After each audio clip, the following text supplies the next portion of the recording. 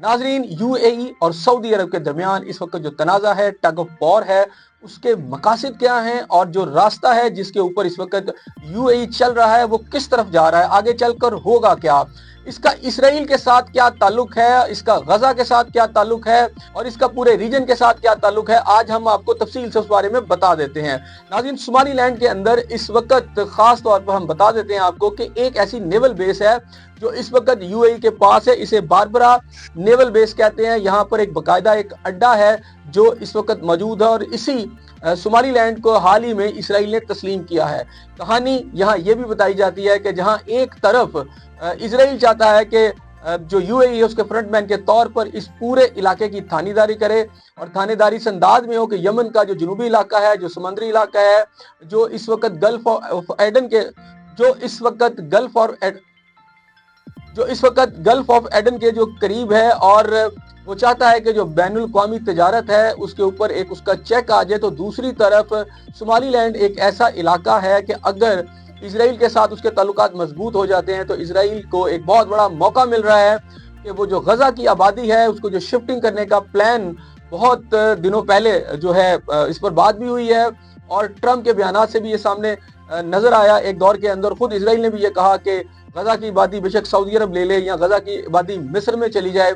आज ये एक बहुत बड़ा ऑप्शन बनकर सामने आ रहा है। अंदरूनी कहानी जरा यही बता रहे हैं कि सोमालीलैंड भी तैयार है कि गजा के अंदर से जो इस वक्त 20-25 लाख जो लोग हैं जो इस वक्त बम्बारमेंट से जो इजरायली कत्लेआम है उससे बुरी तरह मुतासिर है उनको इस तरफ शिफ्ट कर दिया जाए ताकि गजा का वो इलाका जिसके बारे में ट्रंप ने कहा था अपने इक़्तिदार संभालते ही कि वो इस जगह पर एक नई इमारतें और एक नया सिस्टम और नए रेजर्ट कायम करेगा, उसके लिए मुस्लिम ममालिक जो हैं वो पैसा भी देंगे और उसकी फौजें आकर हमास को जो है डिसआर्म भी करेंगी। तो ये प्लान अब खुलकर सामने आ गया है और सोमालिया से ख़ास तौर पर उस इलाके से जहां दुबई की वहां पोर्ट मौजूद है वहां इसराइल जो है उसकी शराकत दारी वहां पर हो सकती है। इसी तरह दुबई का जो एक ख़ास एक तरीकाकार है जिसके तहत उसने इस वक्त जनूबी यमन के अंदर वो इलाके छीन रहा था,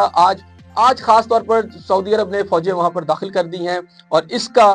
जो बुनियादी मकसद है वो ये है कि यूएई को रोकना है। नाज़रीन, यहाँ मैं आपको ज़रूर बताता चलूँ कि इस वक्त यूएई जो है उसमें एक बहुत बड़ी फोर्स काम कर रही है, उसका नाम है ब्लैक वाटर, जो इसके अहम जो है इस वक्त दफातर के अंदर काम कर रही है, इसके सिक्योरिटी के जो मराकज़ है उसके अंदर काम कर रही है और जो एजेंडा जो इस वक्त यूएई का है उसको आगे बढ़ाने में मदद दे रही है।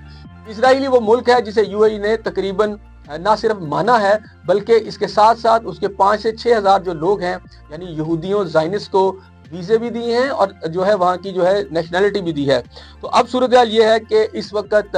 इसराइल और ख़ास तौर पर अमेरिका मिडल ईस्ट के अंदर जो अफरा तफरी चाहते हैं जो हमें नज़र आ रही है इस वक्त ईरान के अंदर भी जिस तरह की सिचुएशन हो चुकी है, डेफिनेटली इसके पीछे भी ईरान को गैर मुस्तहकम करने में अमेरिका और इसराइल मौजूद हैं। इसके साथ साथ पूरे जो अफ्रीका के अंदर जो है इस वक्त दुबई या मुत्तहिदा अमीरात जो है वो चाहता है कि उसका इन्फ्लुएंस बढ़ जाए और इससे पहले बड़ी खामोशी के साथ उसने बहुत सारे इलाकों में ऐसे मंसूबे ले लिए अफ्रीका के अंदर जिसमें इंफ्रास्ट्रक्चर, एनर्जी और लॉजिस्टिक के नाम के ऊपर पोर्ट्स और ड्राई पोर्ट्स जो हैं वहाँ पर ग्रेजुअली अपना जो किरदार है बढ़ा लिया। जिन ममालिक के अंदर इस वक्त यूएई जो है वो अपने पाँव फैला रहा है उसमें सूडान है, उसमें इथोपिया है, कीनिया है, तंजानिया है, रवांडा है, अंगोला है, मिस्र है और साउथ अफ्रीका है।